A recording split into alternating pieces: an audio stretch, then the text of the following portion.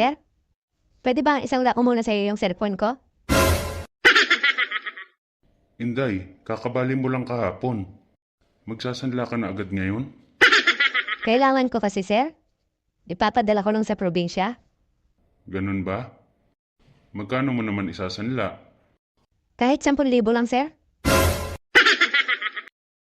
Ang mahal naman. Tsaka hindi ko kailangan ng cellphone. May cellphone na ako eh. Sir, pag hindi niyo sasanlaan, kay ma'am ko na lang isasanla. Ikaw bahala. May pera naman siguro si ma'am mo. Dun mo na lang isanla.